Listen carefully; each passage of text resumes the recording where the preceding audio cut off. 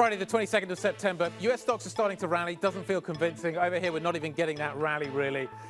CAC's flat, DAX is flat, FTSE's up a little bit. Not really much action. But it's been quite the week, hasn't it? Maybe we're just kind of pausing, trying to figure out exactly what's going to happen next. We'll talk about what could happen next. The countdown to the close starts right now. The countdown is on in Europe. This is Bloomberg Markets European Close with Guy Johnson and Alex Steele.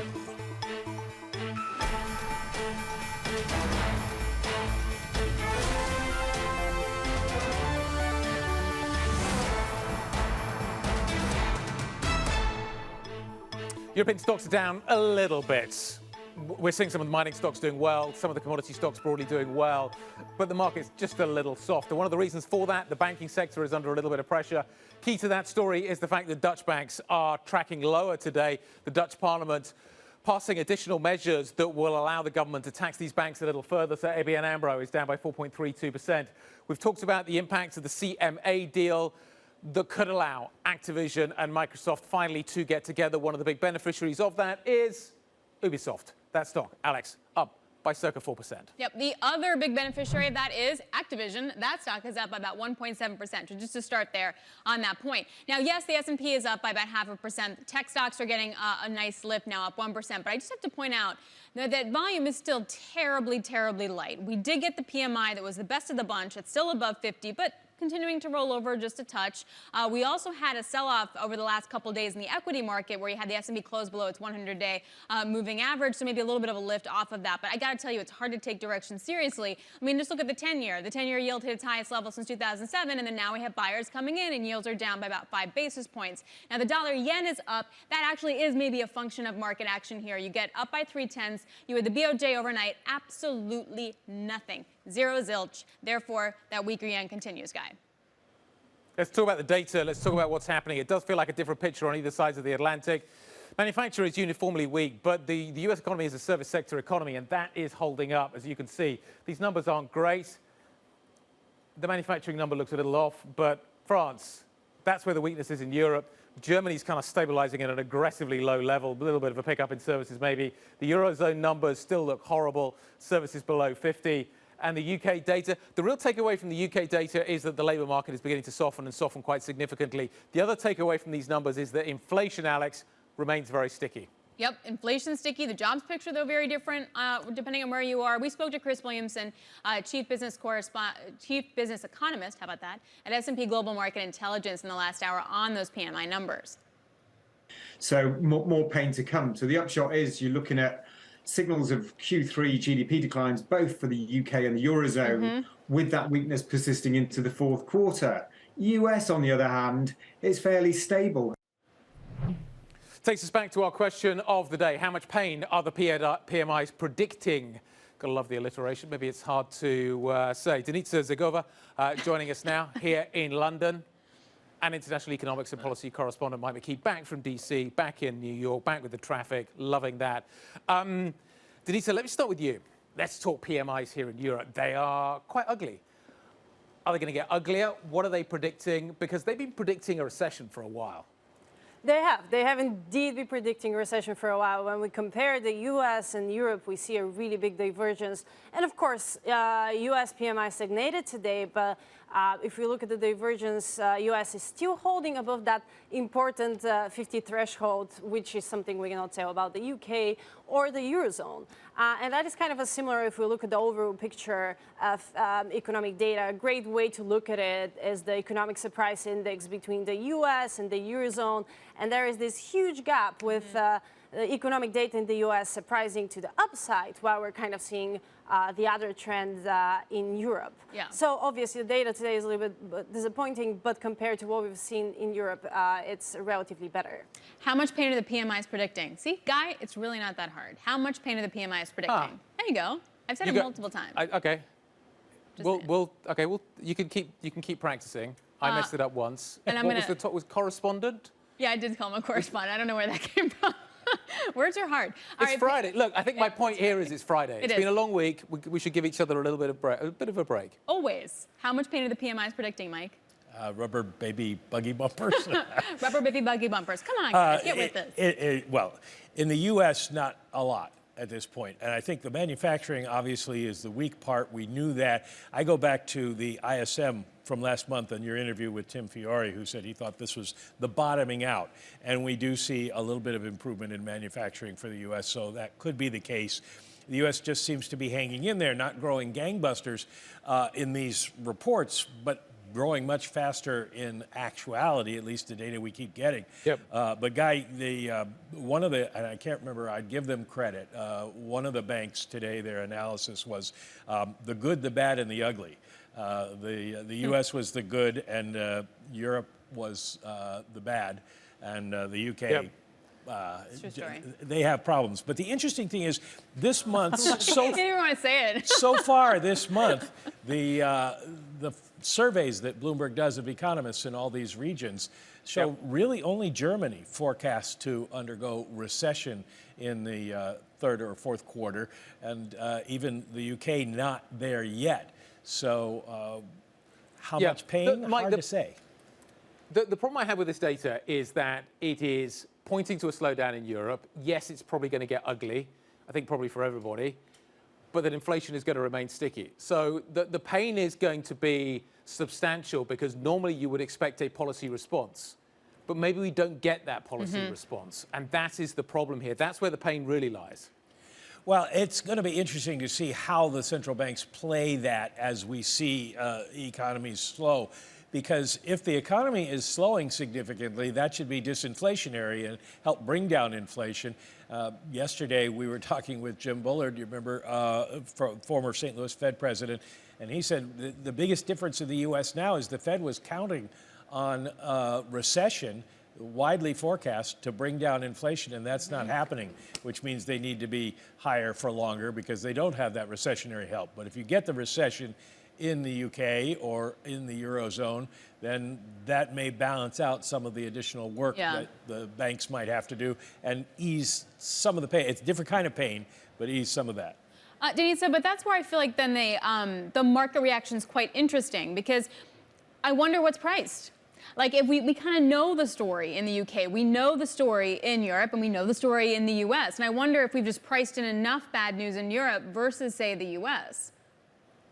Yeah, exactly. This is the point. Even with market reaction, there is such a big divergence. And if we look at how reactive markets have actually been to economic data in the last few weeks, in the US, we've seen this kind of recent trend of markets being negatively correlated when hot economic data comes in. So bad news have again become good news in the US, which is not necessarily in the case of Europe, where worries about the recession are bigger.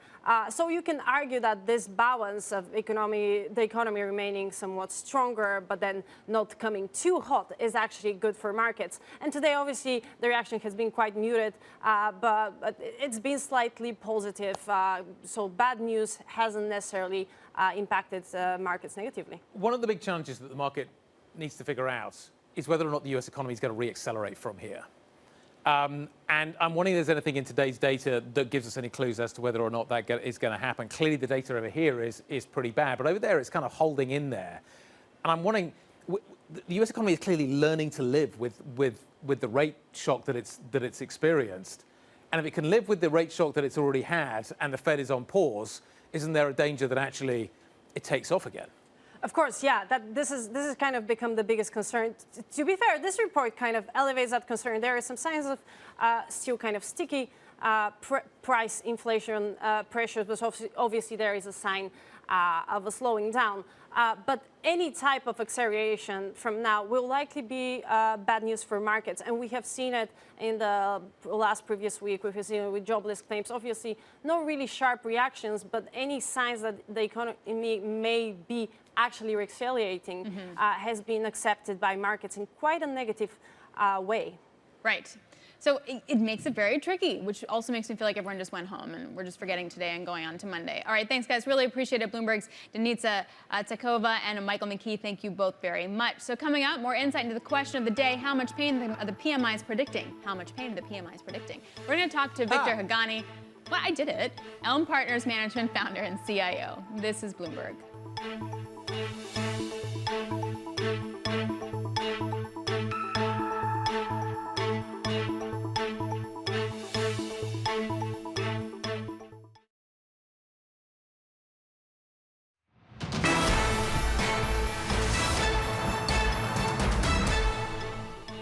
A lot of times these numbers that we're looking at across the board when we're looking at the economy, we're trying to figure out where we're going. And again, these will help us realize that the reality is there are issues in the markets, there are issues in the economy. And even though we've been seeing such a great trajectory of growth stocks in the markets, overall, there's issues to come and we have to think about them. Issues to come. Kathy Entwistle, Morgan Stanley Managing Director, speaking to Alex and me in the last hour. Takes us back to our question of the day. How much pain are the PMIs predicting? Certainly over here in Europe, they feel like they're predicting a fair amount. Stateside, a little less. And the danger there may be, actually, we see a re-acceleration. The market's obviously on tenterhooks.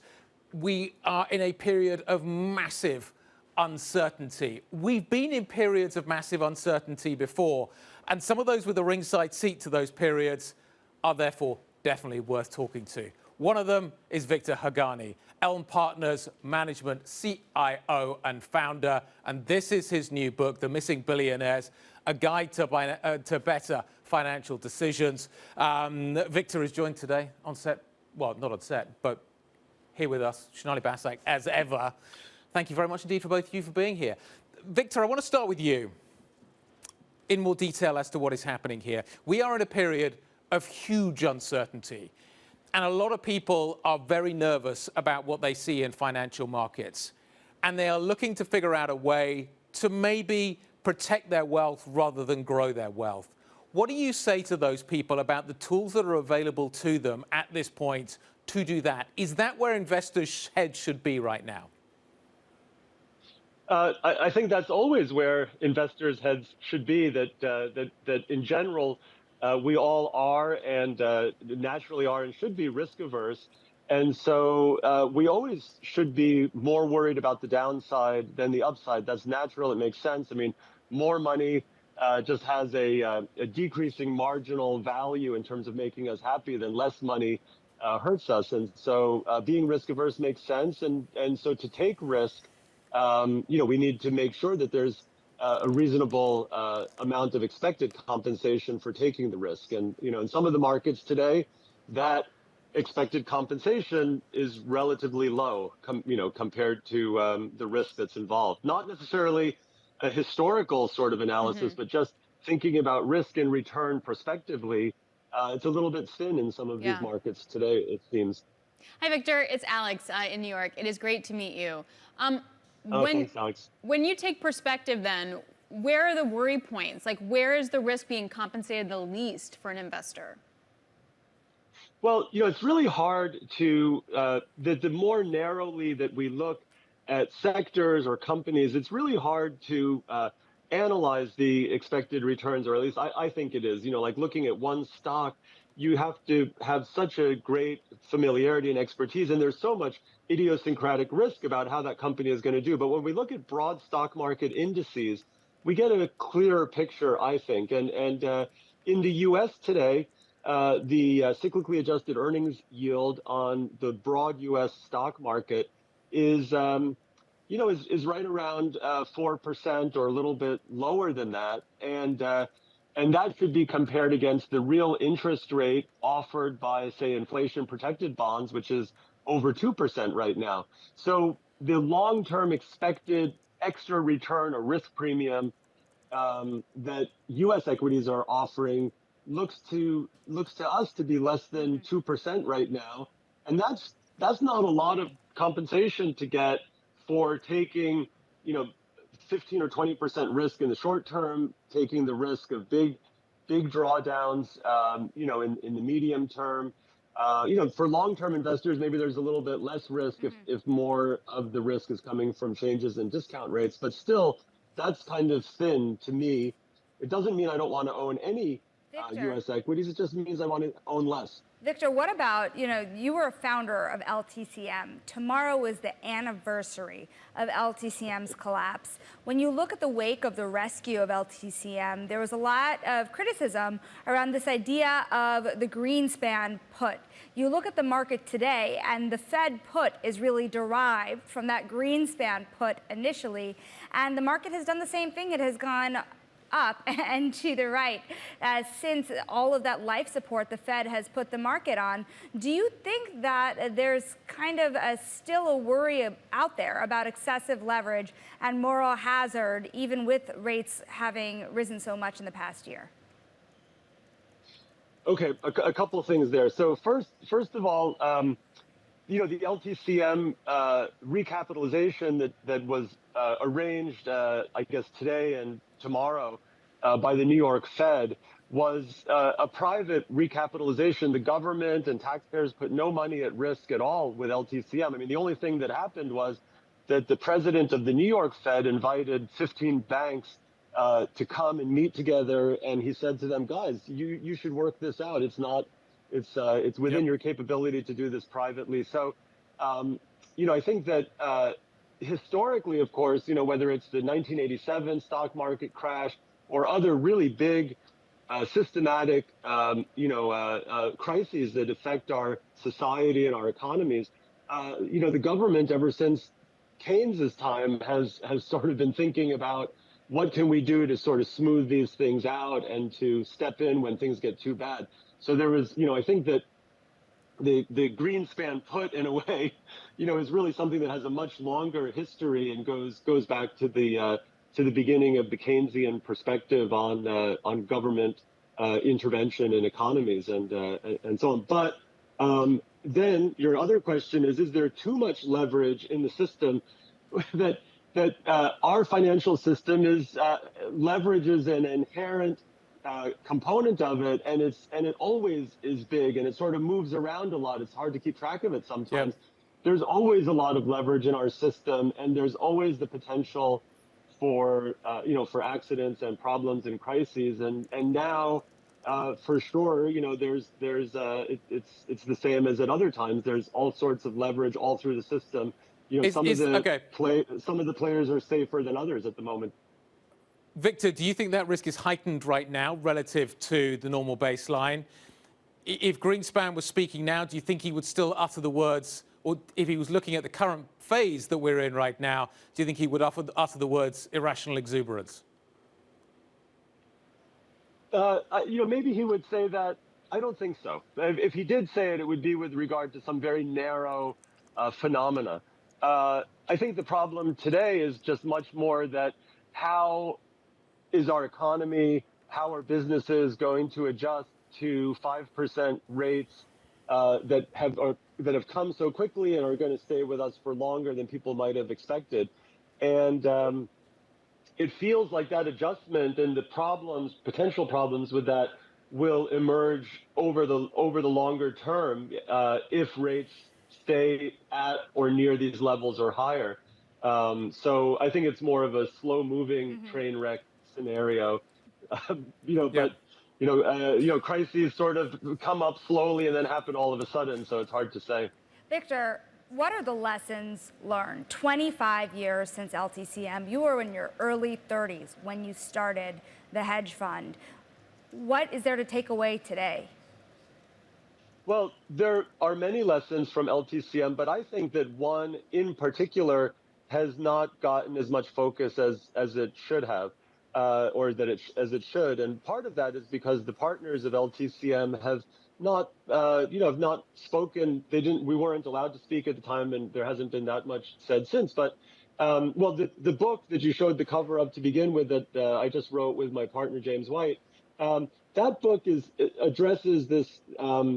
The fact that what we see out there is that so much attention is given to what we should buy, and very little attention is given to how big or how much of it we should buy once we've identified what it is that we want to buy. So we find something attractive, and that's where all of our attention is uncovering what's good, and much less on the sizing of that afterwards. And LTCM is like this wonderful case study for people to learn from, where I think there's very little doubt that the trades and investments that LTCM had were fundamentally sound. They worked out over time. They were easy to understand, the relative misvaluations of different things.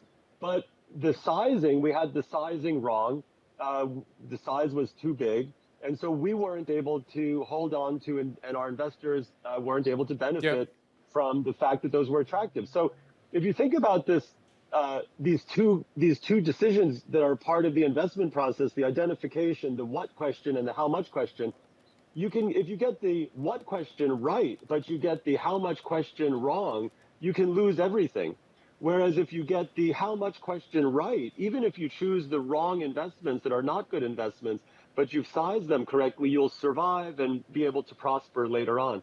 So I think this whole how much question as it relates to investing and also to the spending, how spending goes with that, are super important questions. And we thought we should write a book about it. And I think that, as I say, I think LTCM is like this phenomenal case study on how important sizing is. And then also there's the decisions of the partners themselves. How much did I invest of my family's savings in the fund was another sizing question as well. So I think those are really good lessons. There's plenty of other lessons too. All right, Victor. Well, okay, we'll leave it there. Got to read the book to get the rest. It was really great to have you. Thanks for joining us, Victor Hagani, Elm Partners Management CIO and founder, and Bloomberg Schneider Bassick. Thank you both very much. This is Bloomberg.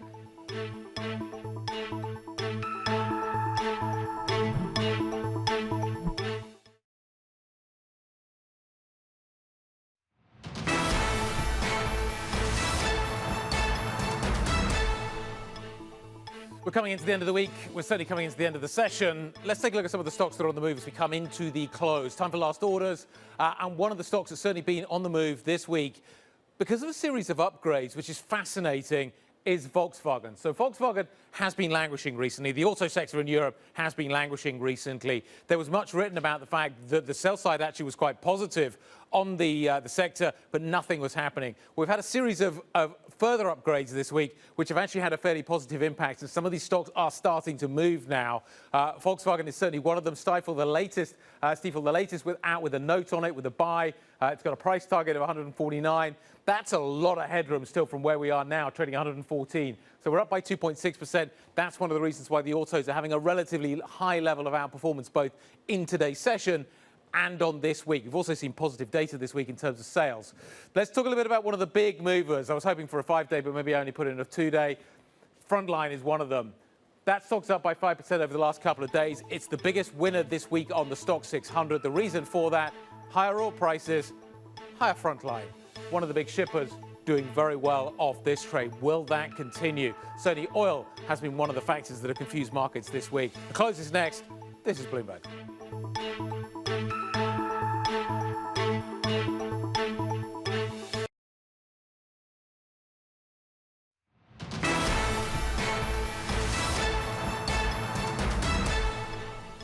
Feels like stocks are beginning to gain a little bit of traction stateside, less so over here in Europe. As we come through to the end of the day, actually, by and large, it's a fairly flat session. London's had a better week this week, outperforming, but the DAX is absolutely flat. The CAC 40 is absolutely flat as well. The growth narrative isn't particularly good if you take a look at what's coming out of the PMI data.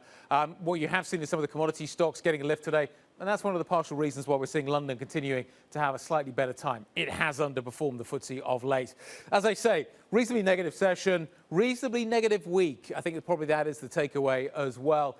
We've seen a bad week for bond markets. We've seen a fairly bad week for equity markets as well. The FTSE, the Stock 600 is down by nearly 2% this week. 453 is where we're kind of finishing up. We started and we've been up to these levels, up near 460. So quite a decent downdraft that's been applied to European equities. In terms of some of the single stocks that we're watching today, let me walk you through some of the names. Safran, the engine maker, down by 0.4%.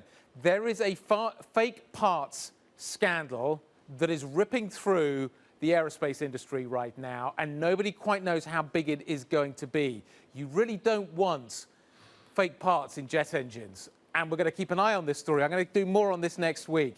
ABN AMRO down by 3.88%. One of the reasons for that is that we've seen the Dutch Parliament passing legislation that will allow the government there to tax banks more.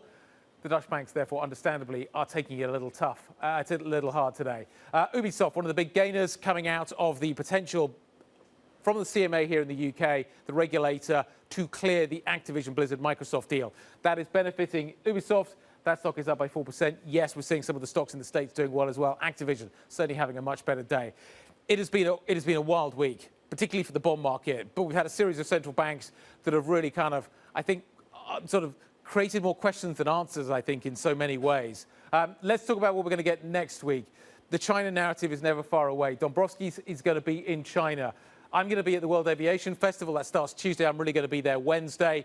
But we've got a lot of questions to ask. There's a whole kind of story developing around climate that I think is really difficult for everybody to try and figure out. We saw the Greek Prime Minister on this program a little earlier on talking about the fact that he still thinks even in the heat of the summer, Greece is an attractive place to go on holiday. Will everybody continue to agree? We've got the Spanish Prime Minister's vote. Keep an eye on that. Thursday, we've got data coming out of Spain and Germany, CPI data. We've got CPI data towards the back end of this week. The Bank of England certainly being pulled around by the CPI data. Is the ECB going to be pulled around in the same fashion? It has been an incredible week this week, Alex, for the bond market. Next week looks like it could be bumpy, maybe less bumpy. But after the week that we've just had, I think a little bit of calm is probably required. Yeah, maybe that's okay. But I do wonder, it does bring up a good point of like, what's going to be that next catalyst then? Like we got through this week. Now we got the PMIs. Now, what's going to help us re-rate the market now? Because we're very quiet at this point. Sophia Salim is head of European rate strategy at Bank of America. She joins us now. Okay, a lot of inflation data out in Europe next week. Is this going to be a catalyst for the bond market? Or have we just kind of seen the move now? Thank you, Alex. Hello. But yes, of course, CPI is still a very key data release for us. But we note still that at this stage, the market has really embraced the idea that we are at the end of the tightening cycle and that ultimately the decline in inflation that we have seen in the last few months across different countries is supporting that. So to us, the challenge for the bond market may come more from activity data, which may continue to surprise to the upside, in fact, and show that maybe we are still underestimating what neutral rate is, and we are still underestimating what the supply impact in this environment will be for the bond market. So you think we're not done potentially, particularly in the States? Could we see even higher yields from where we are now? Unfortunately, yes. We are still not sure that we are at peak yet. What does peak look How far away like? could we be? Yeah. Indeed. I mean, if you look at technicals, we are still in a bearish wave. So fundamentals would actually point to the fact that fair value is closer to 4%. But if technicals and supply continue to be driving the market in an environment where data doesn't surprise to the downside, then there is still room for higher yields. So in terms of... Wow, this is not boding well for us, guys. This like never happens to us after 3.5 years. So if that's the case, where is a good investment? Like, where do you then stay and hide out while we have to re-rate a little bit higher? I think here, when you look at the different markets, certainly investors believe that Europe will see less upside than the US, that Europe is still very weak from growth perspective, and we haven't seen that many upside surprises in Europe. So we see investors still being long duration or adding to the long duration in bond markets, but we would also caution against that because actually we feel that there is a lot of negativity that has been priced with the PMIs being so weak, and ultimately the hard data may also surprise to the upside. Is there a danger, though, that European central banks pause? Bank of England's paused this week, ECB hikes the week before, SNB's paused. But actually what happens in the States ends up meaning that actually Europe continues to have relatively high rates relative to kind of the message that we're getting from central banks. Like, what gravitational effect is the US Treasury market going to have on European bond markets, do you think, at least over the short term? Yeah. It has had an effect for sure, but less than what we were used to historically, because the downside surprises in PMIs in the summer have contained the sell-off in bond yields. Now, what will be interesting really also in terms of the comparison in US versus Europe is how the supply picture shapes up, and also how that extra tightening that central bank may consider, what shape will that take? In the US, we still expect one additional hike. In Europe, we think that the extra tightening we will get is more likely to come through bringing forward the end of QE investments in PIP. So that creates also a bit of supply pressures in European bond markets, which weigh really in the 5 to 10 year part of the curve, while in the US the sell-off may continue to be mostly driven by the front end of the curve, where the Fed can still push yields. Have an impact. Yeah, Sophia, great to see you. Thank you very much indeed for coming to see us. Sophia Salim, Head of European Rate Strategy, joining us from Bank of America. The European equity markets are done. We finished fairly flat, even the FTSE 100 finishing fairly flat today as well. Little tick down during the auction over the last couple of minutes. FTSE 100 just in the green, but only just. The DAX just in the red, but only just. The CAC 40 suffering a little bit more, but not by much. Basically a fairly soggy end to what has been a fairly negative week for European equities. What are we going to talk about next? You want to see currency turbulence? Turn your attention to what is happening in Nigeria. Alex, there, the country has been forced to appoint an acting central bank governor. After this week, we've seen the country delaying one of the key the rate decisions that it was going to be making. We are going to be talking to a key player in that economy next. Looking forward to that conversation. This is Bloomberg.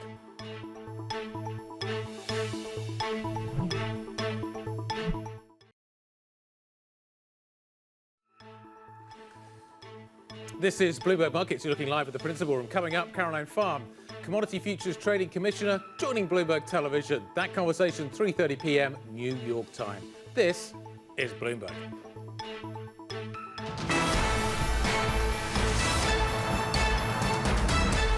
There were like 11 central bank decisions this week all across the world. One where there wasn't was in Nigeria. Had to postpone its rate decision meeting after the nation's president overhauled its leadership as the Nigerian currency plunges to a record low. It's been really tough. Well, joining us now for more on kind of what's going on within the country is Jennifer Zabasaja, which is so great to see you. Thanks Hi, being next to me. Okay, so can you walk me through what are the hurdles right now for Nigeria? Yeah, I mean, it's a lot, right? It's only been a few months since President Tinubu assumed office, and there was a lot of optimism in the market initially because there are these two parallel markets with the Naira, with the exchange rate. And what he was trying to do was really bring the two together because there's a lot of divergence that we've seen over the past few years. And so initially there was optimism because we saw these two parallel markets converge. Now, as you mentioned, the Naira is plunging to new lows. It's touching close to 1,000 Naira per dollar. And there's a lot of concern that this is not going to change anytime soon until we see the central bank really getting back into place because the previous central bank governor was removed from office. And so there's a lot to look out for potentially when we see this new central bank governor coming in. Jen, what does he need to do? I'm assuming we need lots of dollars. Can we provide those? How does that work? I'm presuming that's what's required here. And I'm assuming there's probably going to be a fairly substantial rate hike as well. Absolutely. And as Alex mentioned, I mean, there was supposed to be a significant rate decision this week that's been postponed indefinitely until we do see this acting central bank governor come in. And on the issue of dollars, a lot of concern in the market. A lot of people have been talking about that the central bank has been holding off giving any dollars out at this point in time just because of the frenzy of concern that people are rushing there. And so right now in Nigeria, people are not just seeking dollars just for imports. They're looking for it just to stash into the country just because they're concerned that the Naira is going to continue plunging. And so really the market is looking for any indication that this situation is going to change. Here in New York, where I am, we saw President Bola Tinubu down at the stock exchange saying that Nigeria is still investable and that the money should still come. But it's still looking a little bit dicey and a little bit of concern for investors at this point in time. Okay, so great segue because let's go to that. And Jen, stay with us because talking about investing, for more on Nigeria's financial future, Tony Emelelu is UBA Group Chairman and founder of the Tony Emelelu Foundation. He also chairs the largest conglomerate. You're going to be investing upwards of $2 billion in the power sector. Like, you are putting money, time, resources, and philanthropic efforts into Nigeria. Make your case for why money should be coming in when Jen outlines all the difficulty. I think I have a credential of business turnaround, and I know how it is to turn around a business, especially Nigeria is like a business turnaround situation at this point in time. The economy was badly run, and we have a new president who believes in in the private sector and who is doing his best to attract investors to the country.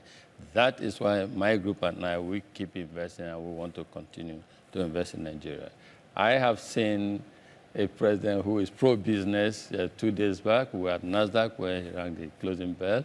And to me, it's signaling, symbolic. It shows that, because we have a lot of resources in the country, human, natural resources, the missing link has been poor leadership. And I believe, as we all know, there's so much private global capital seeking the right investment destination. All it takes is for a leadership to show that this country is set for business and people come there. We want to move into an economy where they can invest freely as well as move their monies out when it comes for time for dividend and remittances and repatriation of a dividend. So I will continue to invest because of the signal that we see in the market, because of certain fundamentals that are right. If we can fix some of these, oil theft, fix oil theft, make sure the pipeline that carry the transportation of oil is right, make sure that the macroeconomic indices are right, make sure, as we do now, how today, coincidentally, the new central bank governor just resumed. And we hope that he and his team, we know some of them, and we think they're very capable. Right. We believe that he and his team will be able to bring confidence and trust back to the Nigerian economy so that investors like us and investors outside the country will grow their confidence. What is your expectation, though? You mentioned the central bank governor has assumed the role, but at the same time, we're talking on a day where the Naira is, as I mentioned, touching almost 1,000 per dollar. I mean, is the volatility going to continue? Is that your expectation? The way I see it is when you're doing a turnaround, it gets worse and then things get better. You know, the two rates have been merged, or the multiple rates have converged, and people just want to see that the new leadership will be able to sustain what they've started. Once they do so, confidence will rise. And as you rightly said before, Jennifer, the reason people are accumulating dollars, not because they need it now, is because of lack of confidence. When they see that the new government is taking the right policies, as they have started, they've harmonized the exchange rate, and they've also removed petroleum subsidies, which used to be a major drain on our natural resources. Fix the insecurity issues, make sure the oil theft is addressed, make sure the petroleum pipelines are strong. Yep. I think it's a matter of time. The country will take off. And so, yes, the rate would ultimately improve, because the kind of speculative demands we see today will fizzle out. But as you say, Tony, you have to have confidence. And you have to believe that the government is going to do the right thing. This week has not felt like that. And that's the problem, that confidence is being undermined every day. We see the kind of headlines flashing around the world about what the currency is doing. Isn't the job of restoring confidence getting harder every day that this crisis continues? I think two things have happened. First, there's been a change in leadership at the central bank, and the new central bank governor resumed just today because the Senate had to clear the new appointment. We have confidence in the new central bank governor based on his credentials and his team, and we believe that they will correct things. Number two is people are panicking because they don't know where the rate will go. And what you see in the headlines you see today is a reflection of what has happened for the past couple of days. But from now on, that we have a new leadership at the helm of affairs of the central bank, plus the president's signaling and strong commitment to actually making decisions that will help the economy rebound. We believe that it's a matter of time. But most importantly for me is fixing the fundamentals, making sure that oil theft is addressed, making sure that there's consistency of policies, making sure that the good discipline and audacity that the new leadership has put in place continues, because it's big audacity to converge the rates as well as making sure that the fuel subsidy is removed. These are things that used to guzzle a lot of currency in the country. So with that gone, and with people, new leadership, and people beginning to see that the direction, the discipline, I think it's a matter of time for this to correct it. But as I said, I have been involved in turnaround business, and I know how it can be when you're starting the journey. That's what I think is happening in Nigeria at this point in time. A little bit of patience, and I think things will smoothen out. Well, Tony, speaking of turnaround, there's also the issue of Nigeria's power sector, but you've been very significant and substantial in continuing to invest in the power sector. You've been here this week. Have you secured any other foreign investors potentially to help the turnaround in the power sector in Nigeria? No, what we do, we buy the General Electric equipment, GE equipment, the turbines, etc. And we have quite a couple, right now. What we're trying to do is to make sure that gas that we need to fire the plants are fixed and in abundance. But in terms of acquiring new assets, we have quite a bit. We've invested close to $2 billion in this area. Today, we generate, we have capacity of about 2,000 megawatts of electricity on a daily basis. We supply almost 15% of Nigeria's total energy consumption, and also supporting the Republic of Benin, which is a neighboring country. But what's important to us is making sure that access to electricity is improved, because that is critical for even the exchange rate we're discussing now. You cannot industrialize Nigeria anywhere else in Africa without fixing access to electricity. You cannot develop a continent without fixing that. So to us, it's not just about making investments for profitability, it's about contributing our own quota that helps to transform Nigeria and Africa, because to us, our operating theater is all of Africa and not necessarily Nigeria. Access to electricity is important, good governance is important, strong leadership is important, and all of these work together to make sure that we take and that Africa takes off. And of course, we cannot forget our young ones. The future of Africa belongs to our young ones, and we must make sure we prioritize them in everything we do so that jobs can be created and they can be more economically and meaningfully engaged. And that is what brings sustainable prosperity. We wish you well with all of those substantial tasks. Fantastic to have you join us here at Bloomberg. We greatly appreciate it. Tony Elumelu Ubiye, Group Chairman and Founder of the Tony Elumelu Foundation, and our own, of course, Jennifer Sabajaja. Thank you very much indeed. Thank you. This is Bloomberg.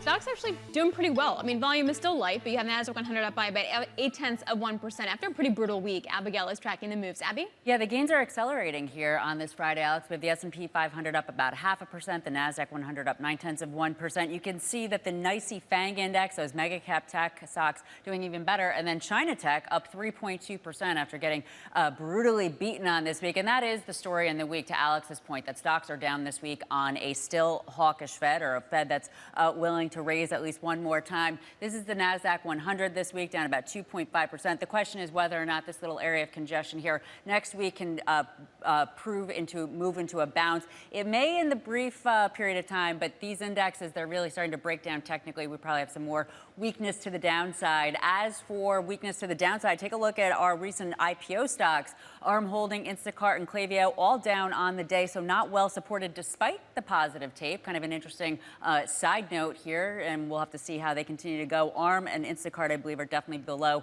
their IPO prices. Klaviyo, I think, is still above. As for the week, though, let's take a look at where the real pain is, and here it is. Tesla down 7%, Amazon down 6.7%, Microsoft, NVIDIA, all of this, Alex, of course, having to do with the Fed, yields rising, the dollar rising, putting pressure in particular on big tech. Yeah, it's been a tough week. All right, Abigail, thank you so very much. And funnily enough, we did see services in the PMI a little bit subdued. And here's one tangential story that might help give some color to it, Guy. Darden Restaurants, which owns things like Olive Garden, Ruth's Chris Steakhouse, Olive Garden, like endless bread baskets, okay? Just think of it that way, like overload on carbs. They say that they're actually seeing more softness with household income above $125,000. So according to Darden's CEO, consumers are still resilient, but they're being more selective in choosing things like lower priced alcohol compared to last year. I'm loving all these indicators that we do on this now. Do you have to check what your annual earnings are when you check in to get a table? I'm just wondering about how they're so specific about That's true. That's actually a really good point. How do they know that? how do they know that? What basically they're saying is that people have substituted travel for wine. That they are spending more on travel, and as a result of which, in their daily lives, they're spending less when they go out at the weekends or during the week, depending on your desires. So they're buying cheaper bottles of wine, but they're flying more. There's probably an Alex Steele effect in all of this as well. Speaking of Alex Steele, I will be in Oklahoma City. Maybe I'll bring the cowboy hat for Guy at 2023 American Security Energy Summit. So join me, mega guests coming on Monday. Have a great weekend. This is Bloomberg.